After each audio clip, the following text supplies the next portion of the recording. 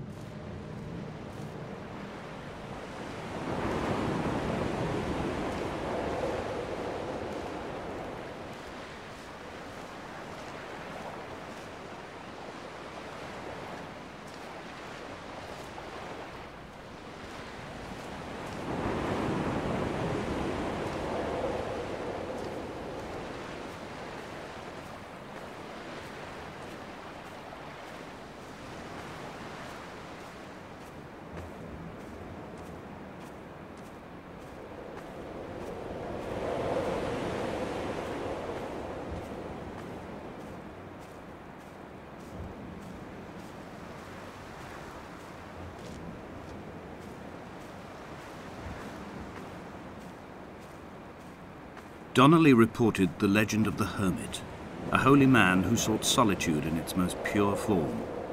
Allegedly, he rode here from the mainland in a boat without a bottom, so all the creatures of the sea could rise at night to converse with him. How disappointed he must have been with their chatter. Perhaps now, when all that haunts the ocean is the rubbish dumped from the tankers, he'd find more peace. They say he threw his arms wide in a valley on the south side, and the cliff opened up to provide him shelter. They say he died of fever 116 years later. The shepherds left gifts for him at the mouth of the cave, but Donnelly records they never claimed to have seen him. I have visited the cave and I have left my gifts, but like them, I appear to be an unworthy subject of his solitude.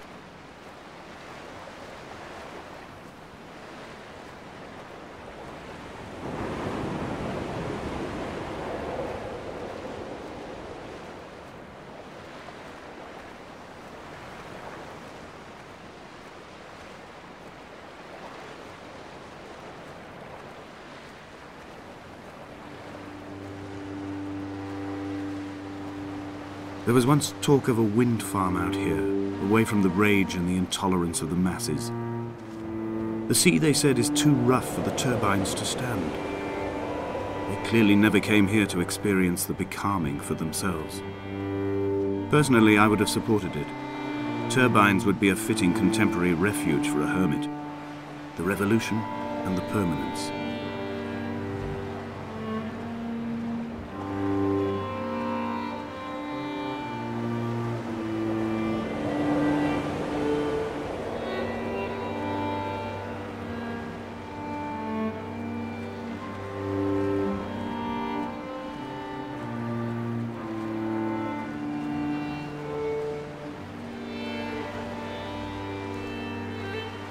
Dear Esther, I found myself to be as featureless as this ocean, as shallow and unoccupied as this bay, a listless wreck without identification.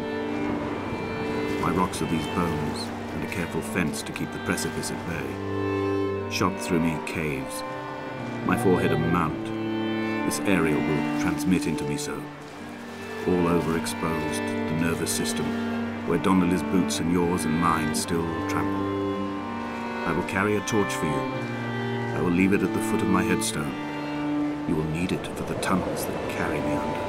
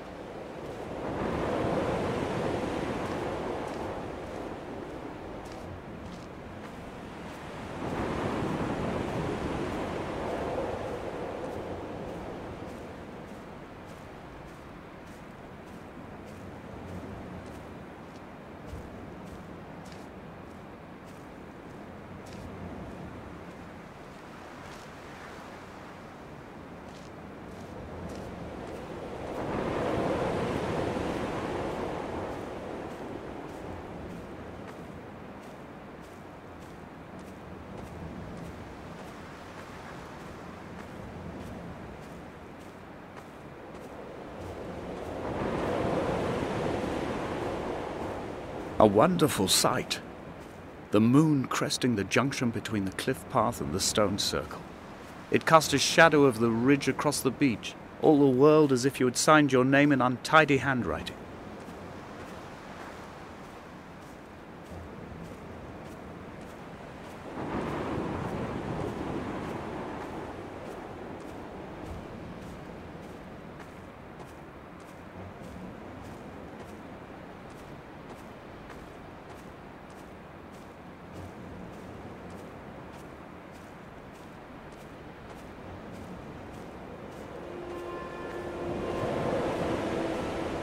When someone had died or was dying, or was so ill they gave up what little hope they could sacrifice, they cut parallel lines into the cliff, exposing the white chalk beneath.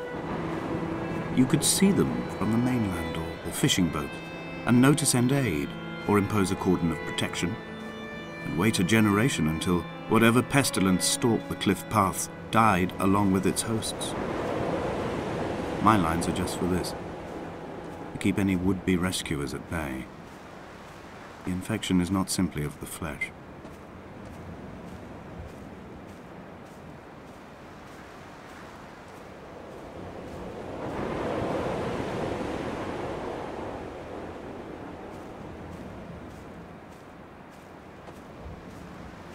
We are not like Lot's wife, you and I. We feel no particular need to turn back. There's nothing to be seen if we did. No tired old man parting the cliffs with his arms. No gifts or Bibles laid out on the sand for the taking. No tides turning or the shrieking gulls overhead. The bones of the hermit are no longer laid out for the taking. I have stolen them away to the guts of this island, where the passages all run to black, and where we can light each other's faces by their strange luminescence.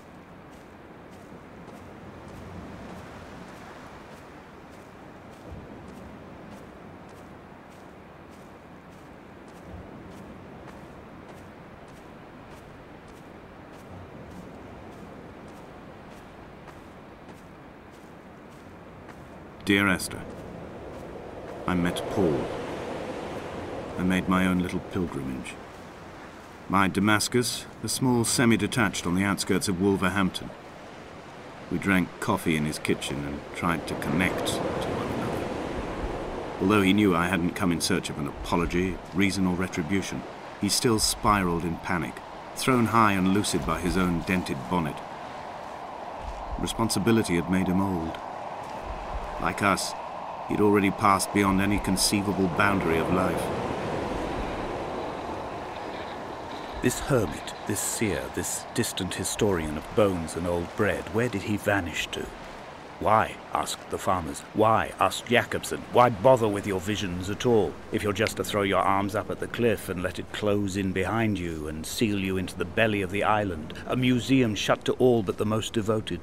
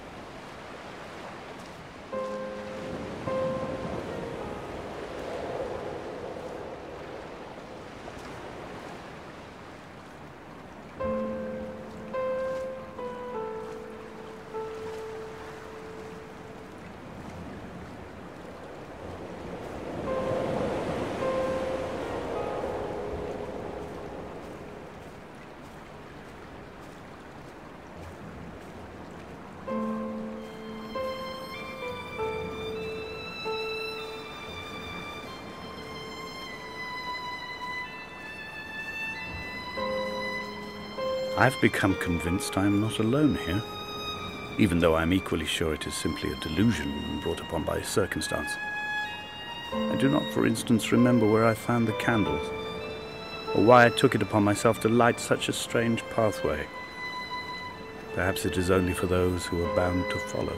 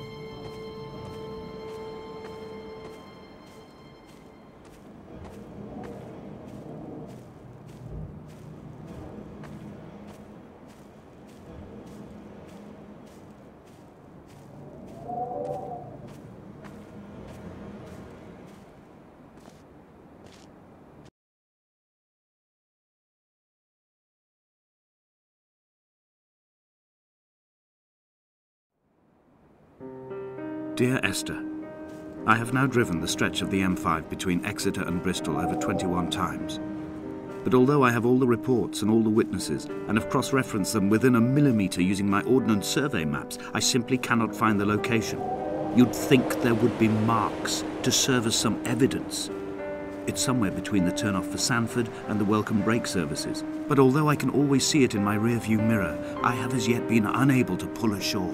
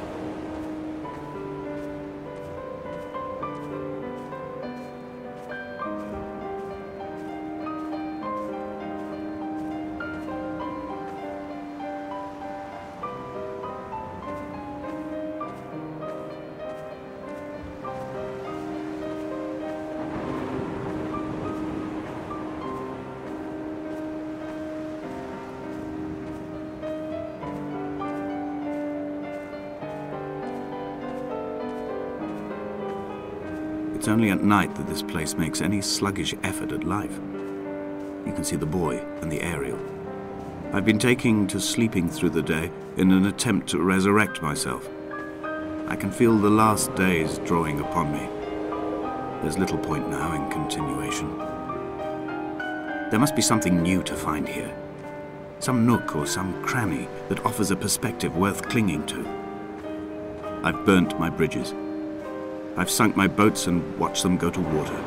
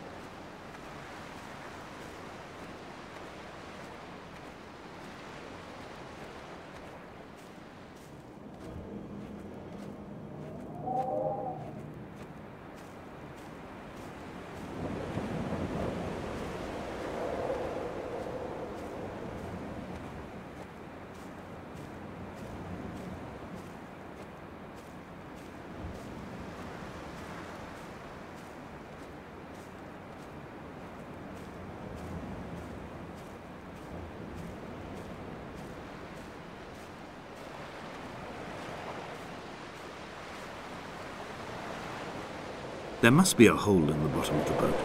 How else could new hermits have arrived?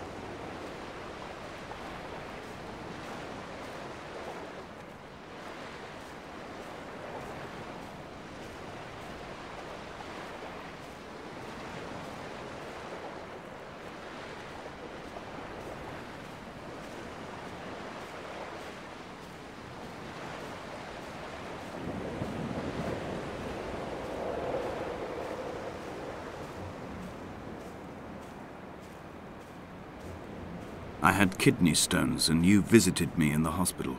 After the operation, when I was still half submerged in anesthetic, your outline and your speech both blurred. Now my stones have grown into an island and made their escape, and you have been rendered opaque by the car of a drunk.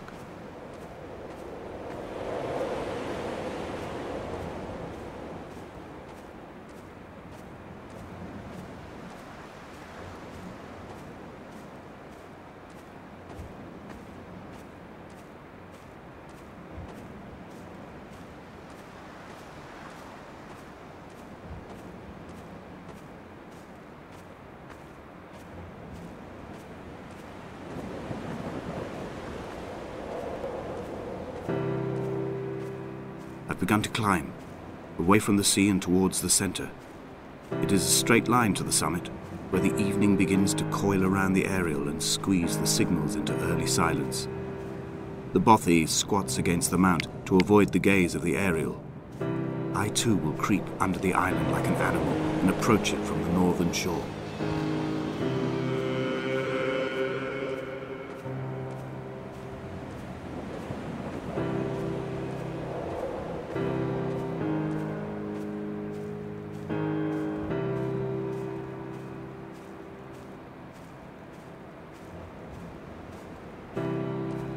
The bothy was constructed originally in the early 1700s. By then, shepherding had formalized into a career. The first habitual shepherd was a man called Jakobsen, from a lineage of migratory Scandinavians. He was not considered a man of breeding by the mainlanders.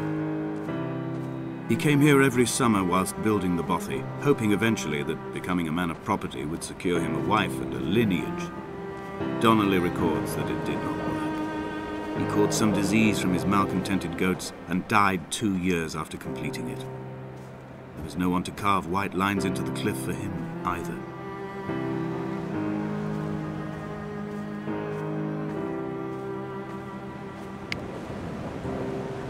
Inventory. A trestle table we spread wallpaper on in our first home. A folding chair. I laughed at you for bringing camping in the lakes. I was uncomfortable later and you laughed then. This diary. The bed with the broken springs. Once asleep you have to remember not to dream. A change of clothes. Donnelly's book, stolen from Edinburgh Library on the way here. I will burn them all on the last morning and make an aerial of my own.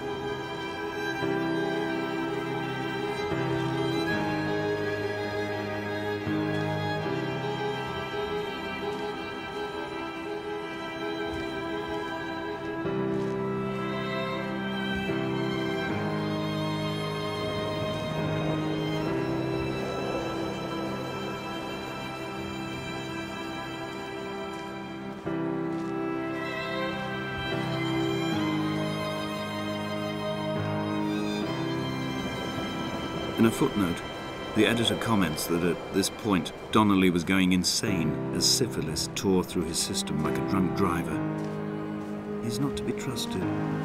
Many of his claims are unsubstantiated, and although he does paint a colourful picture, much of what he says may have been derived directly from his fever. But I've been here, and I know, as Donnelly did, that this place is always half imagined. Even the rocks and caves will shimmer and blur with the right eyes.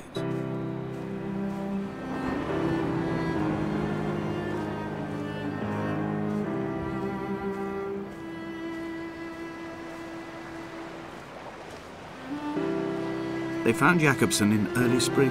The thaw had only just come. Even though he'd been dead nearly 7 months, his body had been frozen right down to the nerves and had not even begun to decompose. All around him small flowers were reaching for the weak sun. The goats had adjusted happily to life without a shepherd and were grazing freely about the valley. Donnelly reports they hurled the body in fear and disgust down the shaft, but I cannot corroborate this story.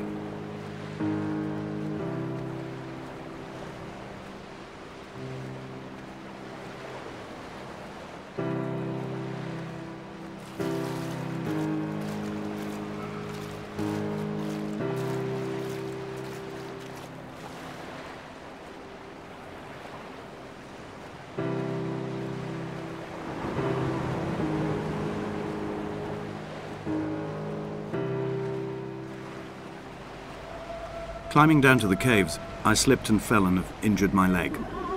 I think the femur is broken. It is clearly infected. The skin has turned a bright, tight pink, and the pain is crashing in on waves, winter tides against my shoreline, drowning out the ache of my stones. I struggled back to the bothy to rest, but it has become clear that there is only one way this is likely to end. The medical supplies I looted from the trawler have suddenly found their purpose. They will keep me lucid for my final ascent.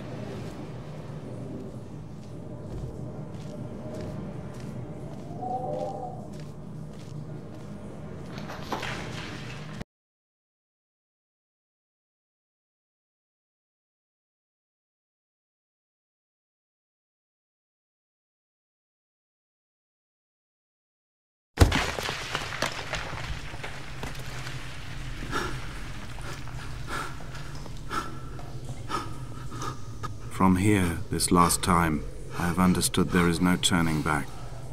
The torch is failing along with my resolve. I can hear the singing of the sea creatures from the passages above me, and they are promising the return of the gulls.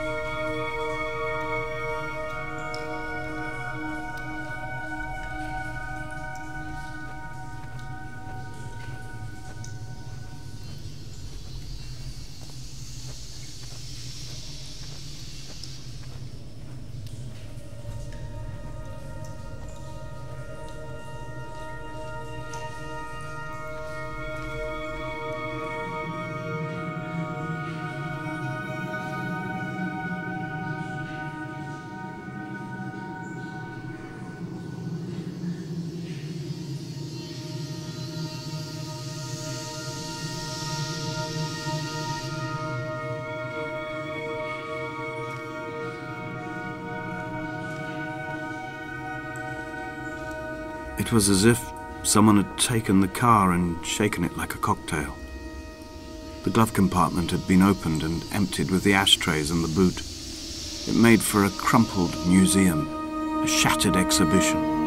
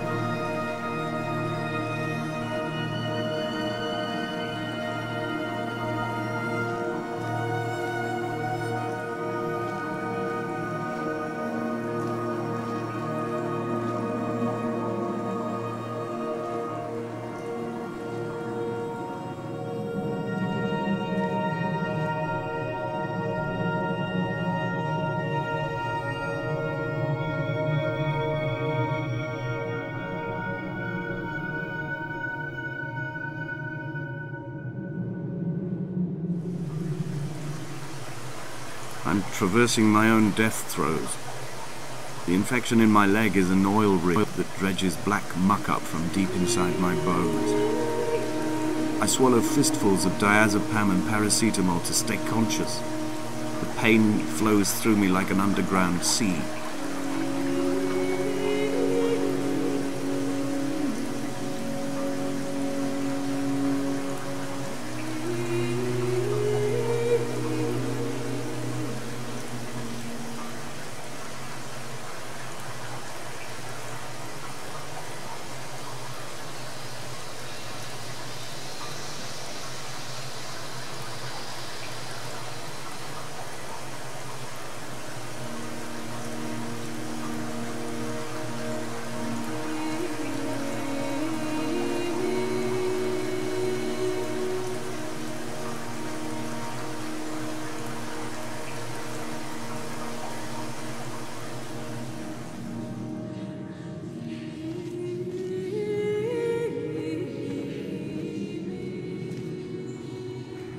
This is a drowned man's face, reflected in the moonlit waters.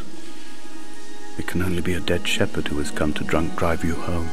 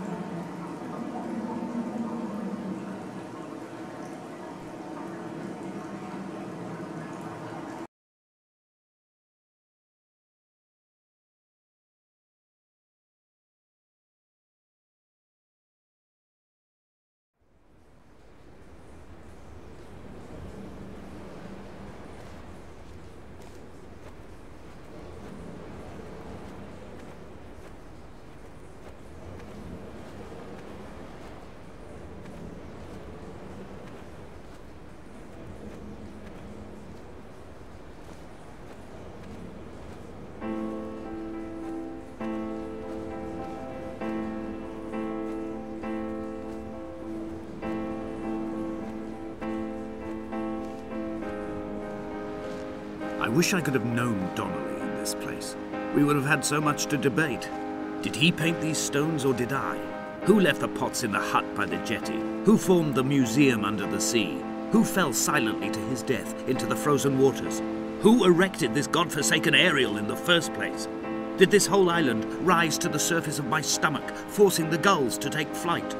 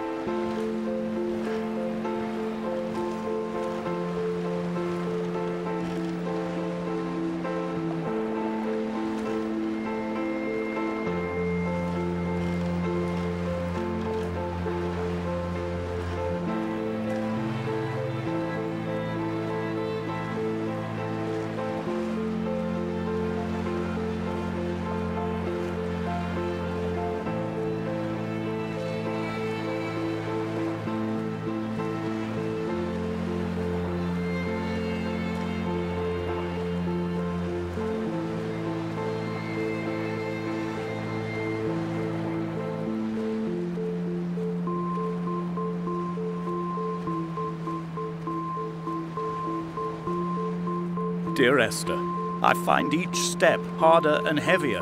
I drag Donnelly's corpse on my back across these rocks, and all I hear are his whispers of guilt, his reminders, his burnt letters, his neatly folded clothes. He tells me I was not drunk at all.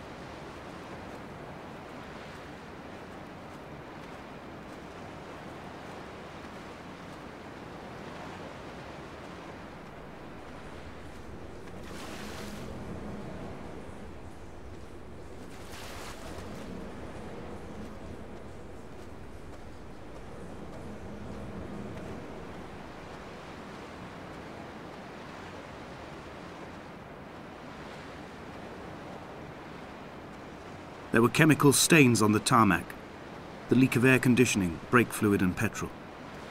He kept sniffing at his fingers as he sat by the roadside, waiting as if he couldn't quite understand or recognize their smell. He said he'd been travelling back from a sales conference in Exeter. He'd stopped for farewell drinks earlier, but had kept a careful eye on his intake. You could hear the sirens above the idling traffic.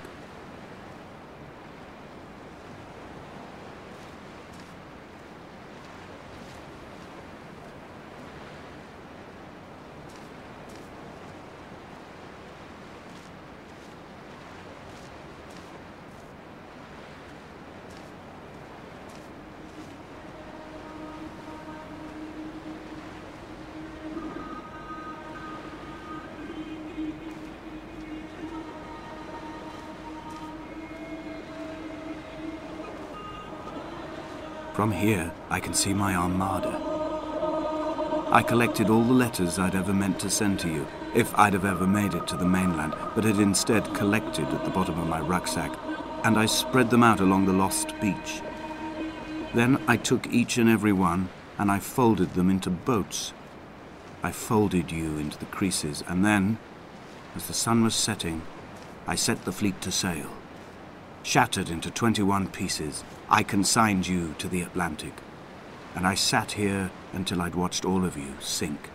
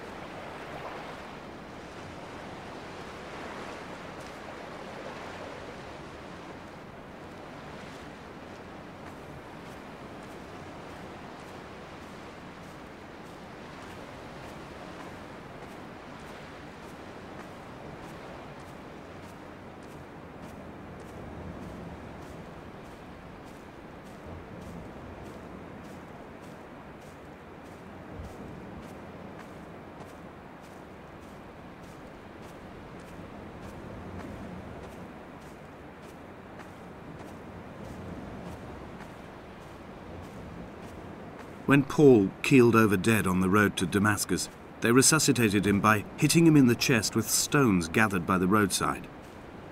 He was lifeless for 21 minutes, certainly long enough for the oxygen levels in his brain to have decreased and caused hallucinations and delusions of transcendence. I'm running out of painkillers, and the moon has become almost unbearably bright.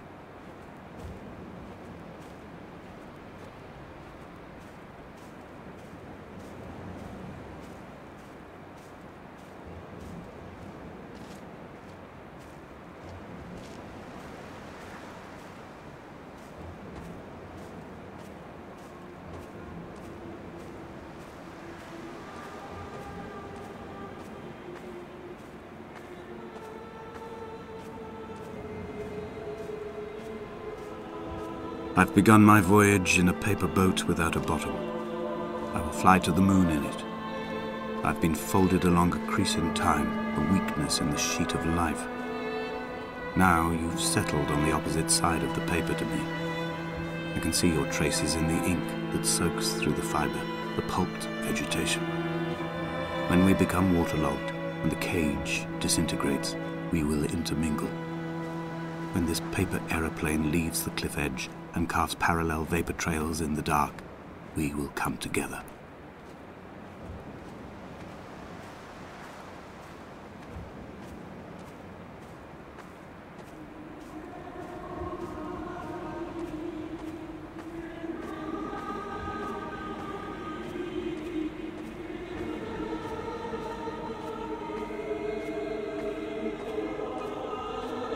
If only Donnelly had experienced this, he would have realized he was his own shoreline, as am I. Just as I am becoming this island, so he became his syphilis, retreating into the burning synapses, the stones, the infection.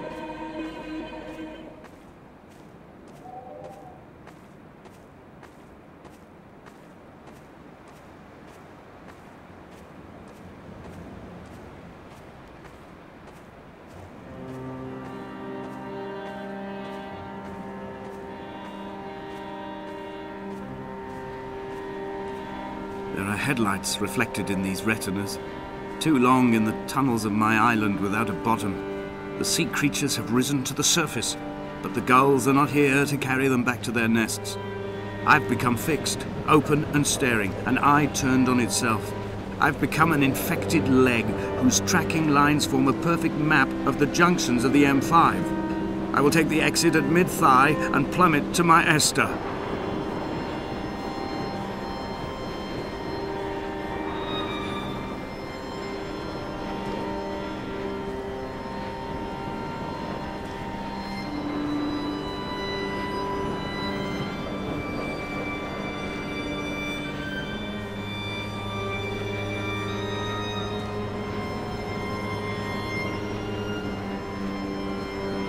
Blind with panic, deaf with the roar of the cage traffic, heart stopped on the road to Damascus, Paul sat at the roadside hunched up like a gull, like a bloody gull, as useless and as doomed as a syphilitic cartographer, a dying goatherd, an infected leg, a kidney stone, blocking the traffic bound for Sanford and Exeter. He was not drunk, Esther, he was not drunk at all. All his roads and his tunnels and his paths led inevitably to this moment of impact. This is not a recorded natural condition. He should not be sat there with his chemicals and his circuit diagrams. He should not be sat there at all.